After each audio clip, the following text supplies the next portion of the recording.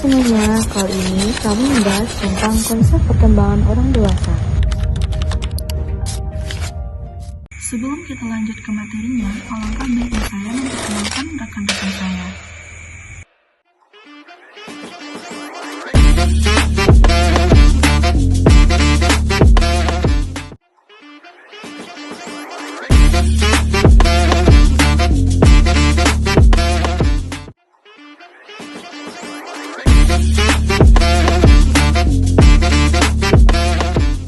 Pada kesempatan kali ini, kami memberikan sedikit informasi mengenai konsep perkembangan orang dewasa.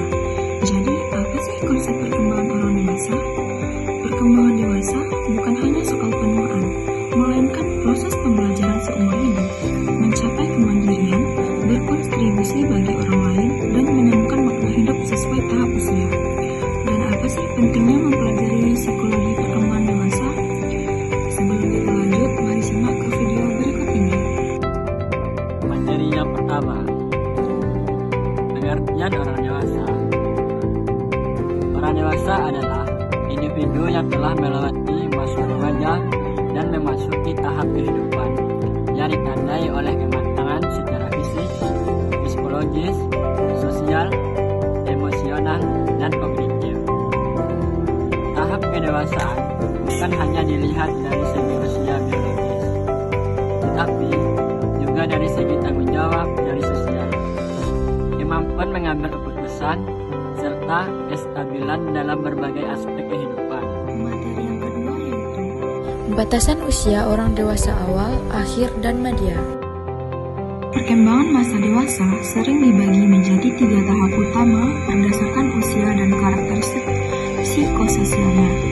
Yang pertama yaitu dewasa awal, usianya sekitar 20 hingga 40 tahun. Ciri-cirinya memasuki dunia kerja secara penuh, membangun hubungan intim yang stabil, misalnya menikah, membentuk identitas dewasa yang lebih permanen, membangun keluarga, dan mengasuh anak-anak. Mengejar pencapaian karir mulai mengalami tantangan manajemen waktu dan tanggung jawab ganda. Yang kedua, dewasa media. Usia sekitar 41 hingga 60 tahun. Ciri-cirinya stabil secara karir dan ekonomi, mengasuh anak-anak yang menuju dewasa. Menghadapi krisis parubaya atau refleksi terhadap pencapaian hidup, mulai memperhatikan kesehatan dan perubahan fisik. Misalnya menopause, penurunan energi, memiliki tanggung jawab secara generation, merawat anak dan orang tua. Yang ketiga, dewasa akhir. Usianya 61 tahun ke atas.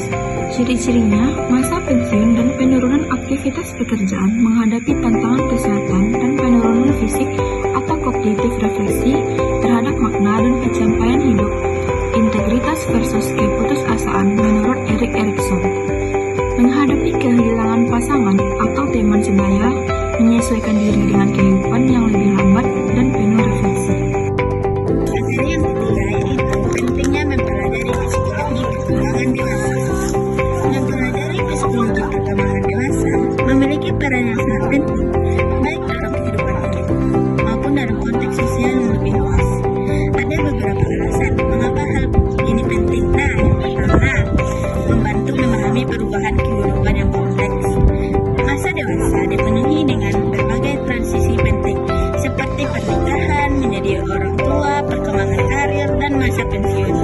Pemahaman terhadap perubahan-perubahan ini membantu individu menyesuaikan diri secara lebih sehat dan produktif. Yang kedua, meningkatkan kualitas hubungan dan interaksi sosial. Pemahaman psikologi perkembangan dewasa memungkinkan seseorang untuk membangun dan memelihara hubungan interpersonal yang lebih sehat, baik dalam keluarga, pekerjaan, maupun lingkungan sosial. Ini juga berguna dalam menghadapi konflik atau krisis dalam hubungan secara lebih dewasa dan konstruktif.